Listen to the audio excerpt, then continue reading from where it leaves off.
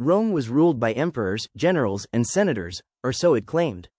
But the rise and fall of emperors was often decided far from the Senate floor. In private rooms, within elite households, women shaped succession, policy, and survival, without ever holding a crown. Chapter 1. Rome's illusion of male power. Ancient Rome presented itself as a rigidly male world. Power appeared to belong to generals, senators, magistrates, and emperors, men who commanded armies, spoke in the forum, and shaped law in public view. Roman political culture was openly patriarchal, reinforced by tradition, religion, and law. Women were barred from voting, holding office, or commanding troops. Legally, they existed under the authority of a father, husband, or male guardian. To later historians, and to Rome itself, this seemed to settle the question of who ruled. But Rome's laws tell only part of the story. While women were excluded from formal politics, elite Roman society functioned through families, households, and personal alliances. At the center of this world stood the domus, the elite household, not merely a private residence, but a political institution. The domus controlled wealth, marriage alliances, social advancement, and access to powerful men, and within it, elite women often exercised decisive authority. Roman matrons managed estates, oversaw slaves and freedmen, arranged marriages, and maintained vast networks of obligation and loyalty. These networks mattered. Political careers depended on family backing, inherited reputation, and carefully managed relationships. A senator's rise was rarely his alone. It was supported, shaped, and sometimes directed by the women of his household. The Roman state drew a sharp line between public and private life, but in practice, that line was porous. Decisions debated in the Senate were often shaped long before. In private homes, through marriage negotiations, maternal pressure, and family strategy. Influence flowed not through speeches and votes, but through access and proximity. Rome's public image celebrated male authority, yet its political reality was far more complex. Power did not end at the Senate doors. It moved quietly, through households, families, and relationships, often guided by women history would later struggle to acknowledge. So the question remains, when no one was watching, who truly ruled Rome? Chapter 2. The private world where power actually lived. Roman society was built on a strict division between public and private life. The public sphere, politics, law, war, belonged to men and unfolded in visible spaces like the forum, the Senate, and the battlefield. The private sphere, by contrast, centered on the household. Officially, it was considered apolitical. In reality, it was where power was cultivated, negotiated, and sustained. Elite Roman women exercised authority through control of the domus. They managed household finances, supervised large staffs of slaves and freedmen, and oversaw estates that generated enormous wealth.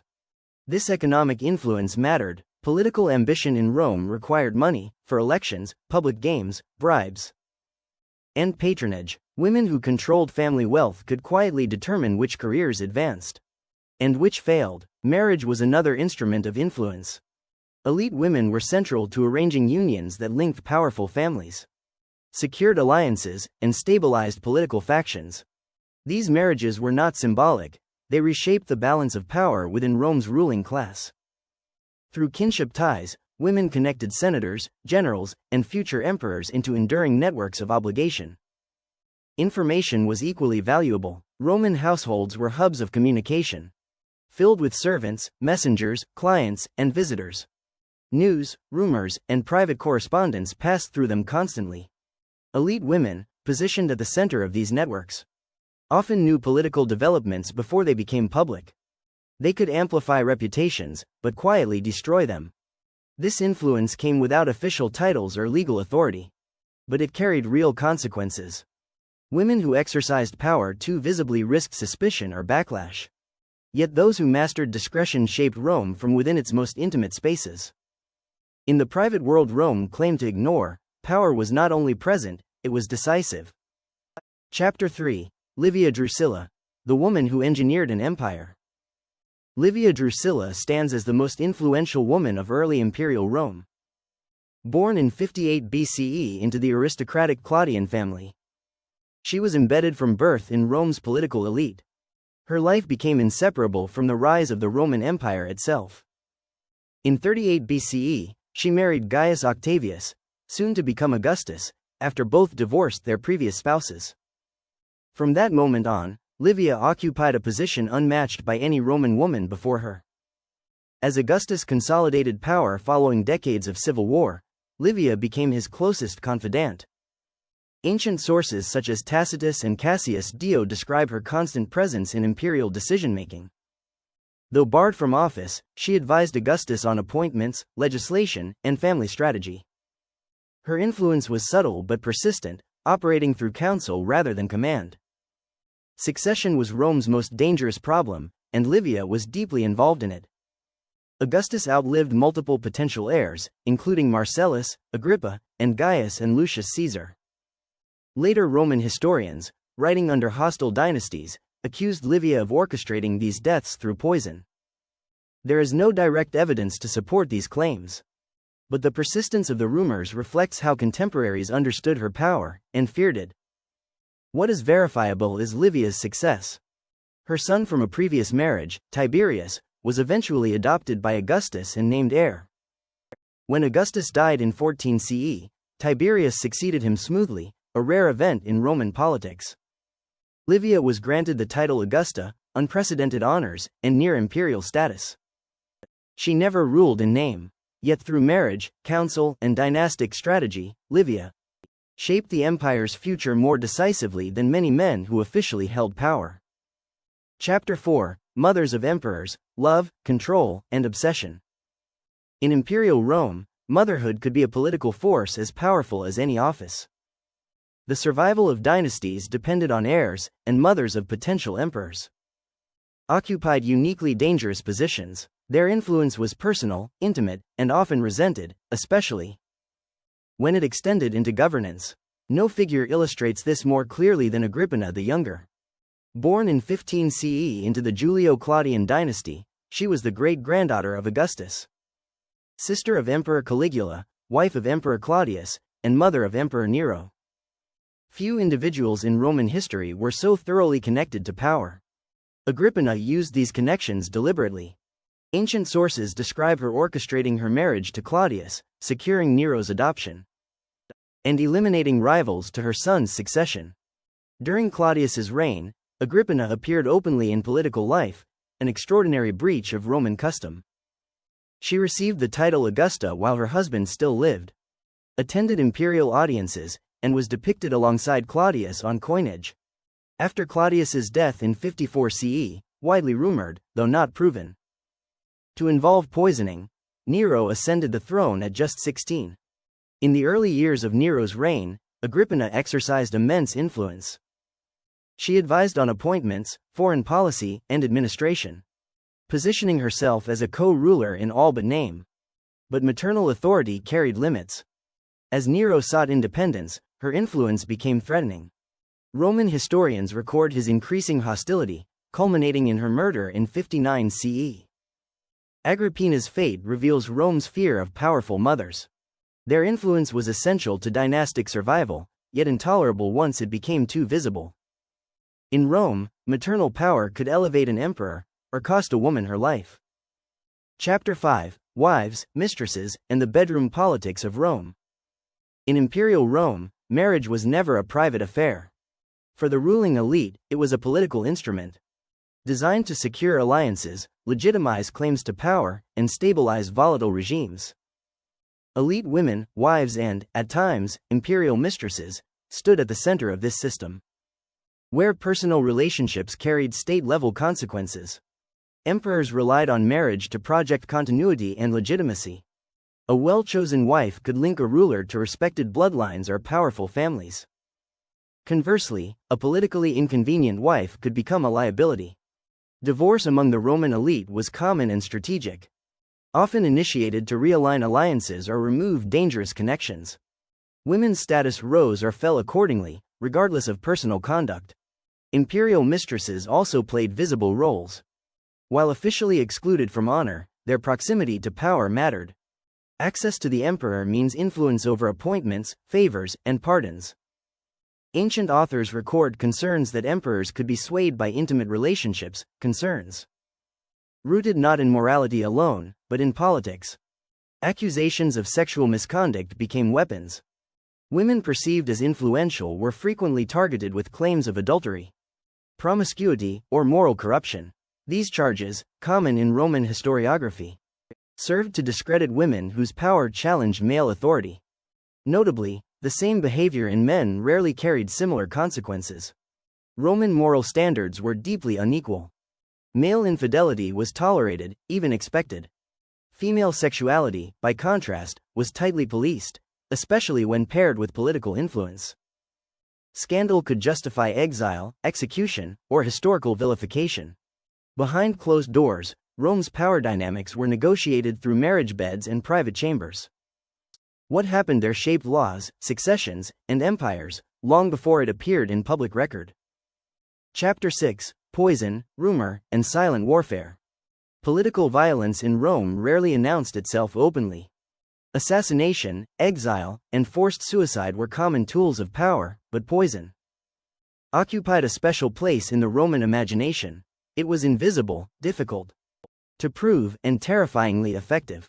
As a result, it became closely associated, fairly or not, with elite women. Ancient Roman authors repeatedly accused powerful women of poisoning husbands, rivals, and heirs. Livia, Agrippina the Younger, and Messalina were all linked to such allegations. Yet these accusations must be read critically. Roman medicine could not reliably identify poisons, and sudden death was often attributed to foul play by default. In a political culture obsessed with conspiracy, suspicion filled the gaps left by uncertainty. Rumor itself functioned as a weapon. To accuse a woman of poisoning was to suggest she operated beyond moral and social control. It framed female influence as unnatural and dangerous, reinforcing anxieties about power exercised outside formal institutions. These stories circulated quickly, shaping public perception and justifying political retaliation. Male historians, such as Tacitus, Suetonius, and Cassius Dio, recorded these accounts decades later, often drawing from hostile sources or political propaganda. Their narratives reflect elite Roman fears as much as documented fact. While some poisonings likely occurred, many accusations served to explain uncomfortable realities, such as succession failures or unpopular deaths. By blaming hidden female agency, poison symbolized Rome's fear of unseen power. Unlike armies or laws, it left no clear trail. And in a society that denied women formal authority, invisible methods became an easy explanation for outcomes men could not fully control. In Rome's silent wars, rumor could be as lethal as any toxin. Chapter 7: When influence became a death sentence in Rome, influence was tolerated only as long as it remained discreet. Elite women were expected to operate in the background, shaping outcomes without appearing to challenge male authority. When that balance broke, when power became visible or undeniable, the response was often swift and brutal. Exile was one common punishment. Women accused of overstepping their role could be removed from Rome under the guise of moral or political necessity. Julia, the elder, daughter of Augustus, was banished in 2 BCE on charges of adultery. While framed as a moral scandal, her exile eliminated a politically problematic figure whose relationships threatened Augustus's carefully managed succession. She died years later in isolation, her influence extinguished. Execution was reserved for cases where influence appeared dangerous to imperial stability. Agrippina the Younger's murder under Nero marked a turning point. Her death was not only personal but symbolic, a public assertion that maternal authority would not rival imperial power. Similarly, Messalina, wife of Claudius, was executed in 48 CE after being accused of conspiring against the emperor. Ancient sources portray her as reckless and immoral, but the outcome removed a woman whose influence had become politically inconvenient. Erasure followed punishment. Names were omitted from inscriptions, achievements minimized, reputations reshaped by hostile historians. This process, akin to damnatio memoriae, ensured that women who once wielded power would survive in history only as warnings. The pattern is consistent. Roman women were indispensable to dynastic survival, yet disposable once their influence crossed an invisible line. In a system that denied them formal authority, visibility itself became the most dangerous act. Chapter 8, Legacy. The women history tried to silence. The legacy of elite Roman women was shaped not only by their actions, but by who recorded them. Nearly all surviving accounts of imperial Rome were written by elite men, often decades after the events they described.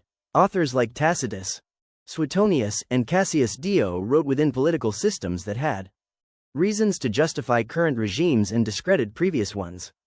Powerful women became convenient symbols of moral decay, corruption, or tyranny. As a result, female influence was frequently reframed as manipulation. Political skill became intrigue, strategic planning became conspiracy. When male rulers failed, historians searched for hidden hands, and often found women to blame. This pattern makes separating fact from propaganda difficult. Allegations of poisoning, sexual excess, or domination often rest on rumor rather than evidence, yet they dominate the narrative. Archaeological evidence tells a quieter story.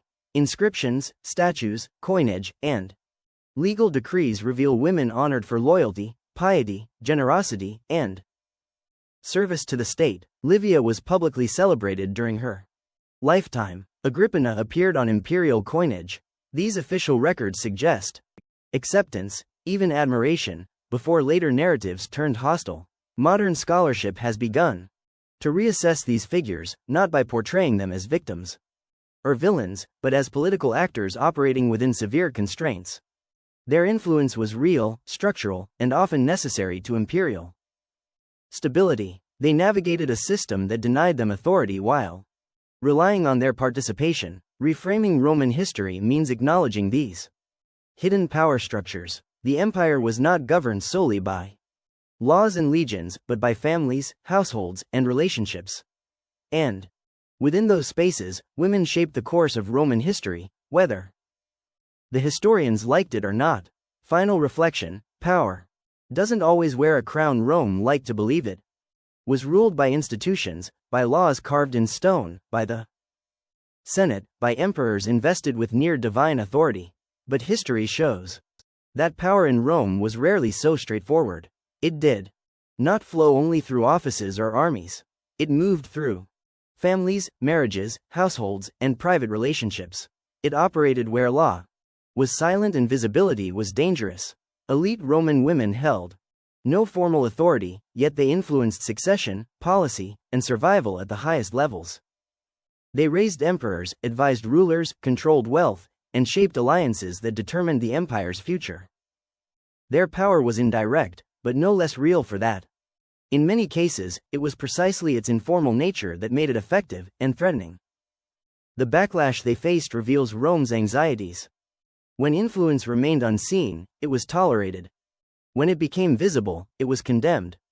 Accusations of immorality, conspiracy, or poison were not just moral judgments, they were political tools, used to reassert control over a system uneasy with power it could not regulate. To understand Rome fully, its history cannot be read only through speeches in the Senate or victories on the battlefield. It must also be traced through private rooms, family strategies, and the individual's history tried to sideline. Power does not always announce itself. It does not always wear a crown.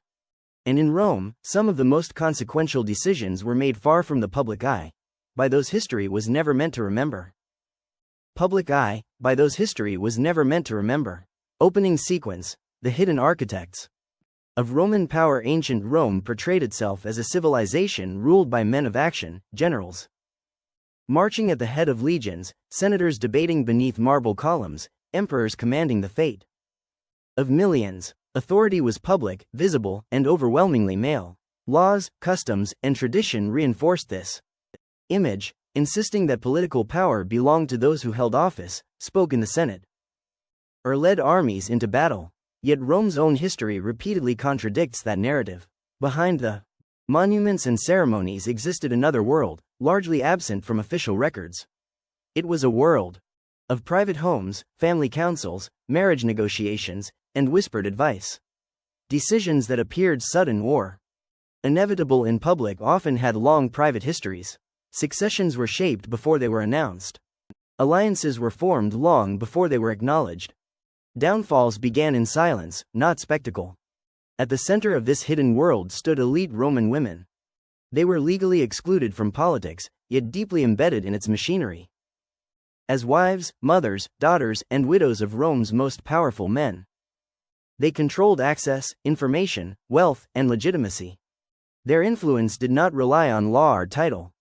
It relied on proximity. Ancient historians struggled to explain this kind of power. When emperors rose unexpectedly, or rivals fell without warning, writers searched for unseen forces. Often, they pointed to women, sometimes with evidence, often with suspicion. Over time, these suspicions hardened into narratives of manipulation, poison, and moral corruption. But beneath the accusations lies a simpler truth. Rome was not governed solely in public. It was governed in private. And in those private spaces, some of the most influential figures in Roman history were never crowned, never elected, and never officially acknowledged, yet their decisions shaped an empire. If this story changed how you see power in history, stay with the channel. Subscribe for more deep, real stories that history tried to simplify or silence. And if you think power still hides in plain sight today, leave a comment. History doesn't end, it just changes faces.